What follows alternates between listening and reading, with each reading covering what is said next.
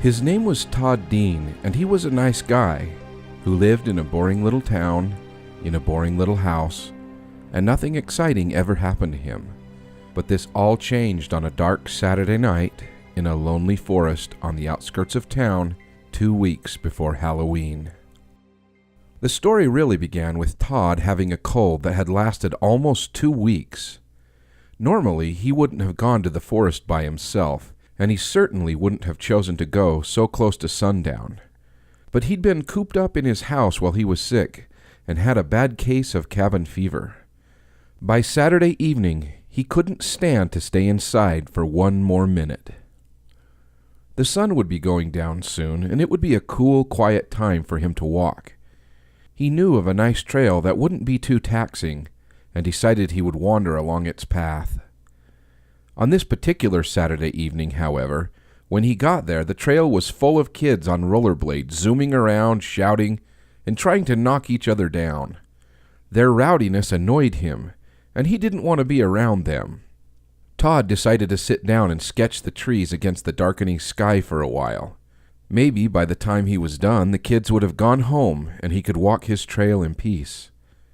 He did a couple of drawings on his tablet, but the yelling kids didn't show any signs of leaving, so finally he got up and reluctantly walked in the opposite direction.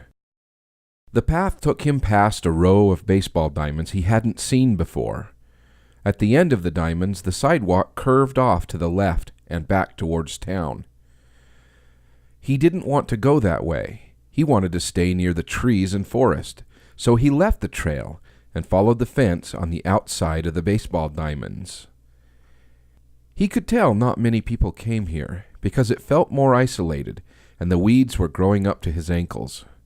It looked like a city worker mowed this once a month or so, and it was probably about the time of year for them to stop doing even that.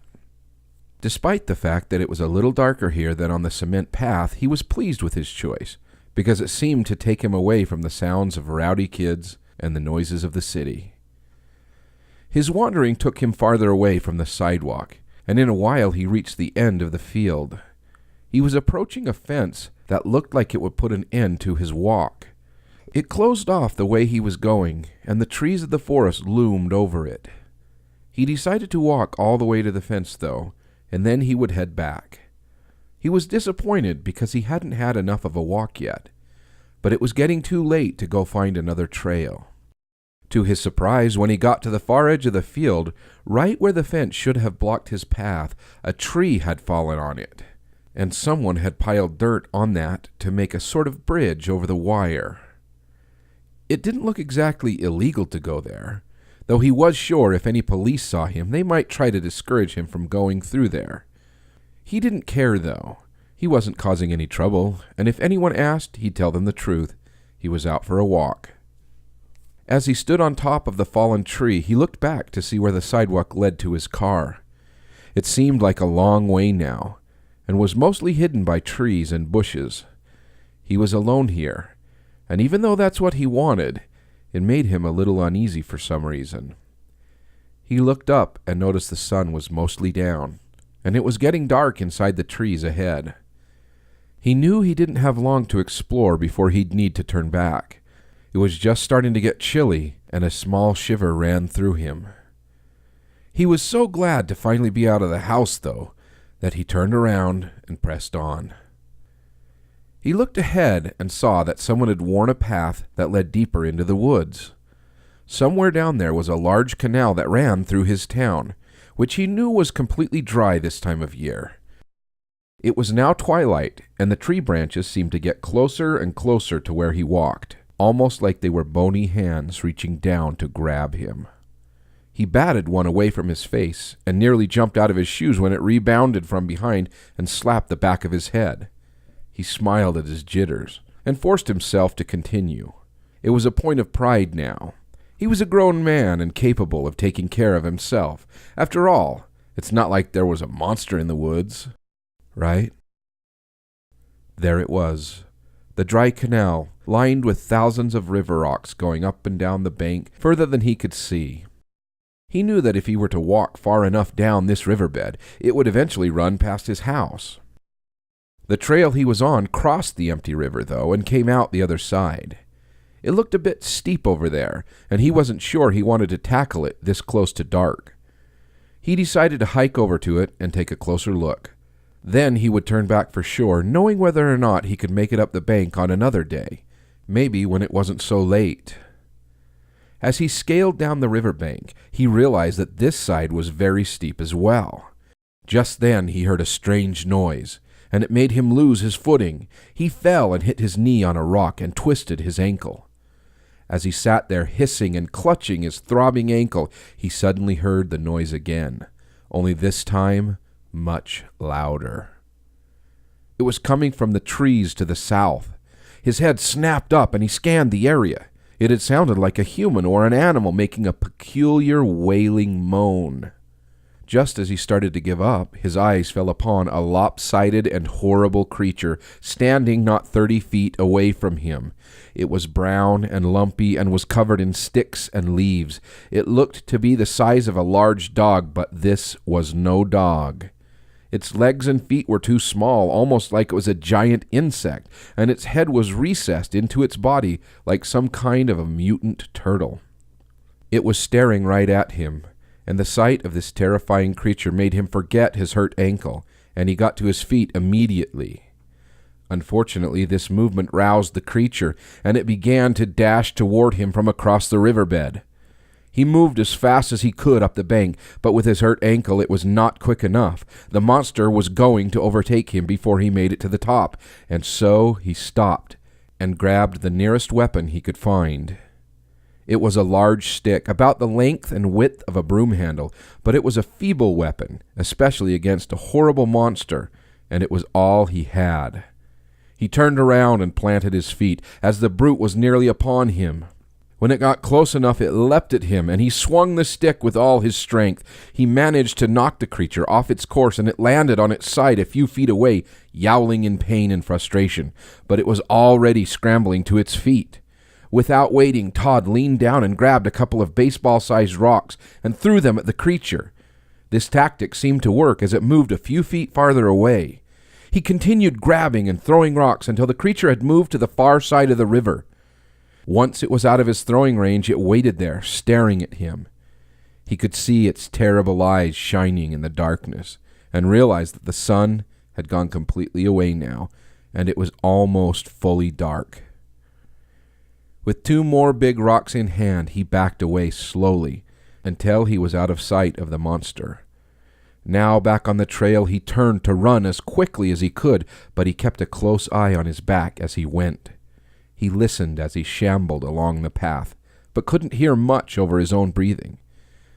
It wasn't too long until he spotted the tree over the fence ahead, and it was just in time, because it was completely dark in the forest now, and he could have easily gotten lost.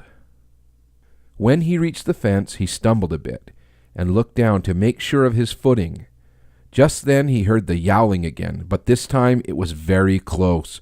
He spun around too quickly and lost his balance, and it's a lucky thing he did, for the beast had lunged at him and was just inches from his face as he fell. As it happened, though, the creature overshot him because of the fall and landed stumbling on its feet a few paces away. From the ground, Todd hurled one of his rocks awkwardly at the monster, and this drove it back far enough for him to get onto his feet. He held his last rock above his head, ready to smash it down if the creature jumped. It seemed to realize this and stayed out of arm's reach. Slowly and steadily, Todd backed up the tree and over the fence, and began to move through the mowed field toward the concrete sidewalk. To his great disappointment, no sounds of yelling kids could be heard. In fact, the city itself sounded like it was 100 miles away. At least some light from the street lamps was making its way here, and it wasn't completely dark in the field. As he backed away, ready to maintain this standoff all the way to his car, he wondered what would happen when he got there. How would he get his keys out and unlock the doors, let alone climb inside without it attacking him? Just then, though, a glimmer of hope struck him. The creature was attempting to climb over the log too, but it was clumsy and seemed like it may not make it. Todd decided this was his chance. He turned around and began to run as fast as he could, his ankle screaming in pain the whole time. He didn't look back for fear of slowing down or stumbling, but when he was about halfway there, he heard a snarling coming from behind and had to see what was happening. The creature had gotten over the fence and was chasing him. Even though it was an ungainly and lopsided beast, it was faster than him and seemed to be getting closer. Now, Todd was only 100 feet away from his car, but when he looked back, the creature was much closer. He fumbled in his pockets for his keys with his left hand, and when he looked back again, the beast was almost upon him. There was no way he would make it to his car in time, and so, once again, he turned around and held the big rock above his head. Again, the monster recognized the danger and stopped out of arm's reach. Todd did not dare throw the rock because he would be defenseless. He stood there looking at the creature and then his car. Maybe it was a coincidence, and maybe the beast was cleverer than he realized. But just at that moment, it moved around him and got between his car and himself. It made those strange yowling noises again and soon began to creep forward towards him. He moved backwards away from it, keeping pace and leaving 5 or 10 feet between them. As Todd looked behind him, he realized that the monster was herding him towards the pond. Maybe it was a very good swimmer, or maybe it just thought he wouldn't want to go in the water and would finally stop. Either way, they both walked towards the dark water.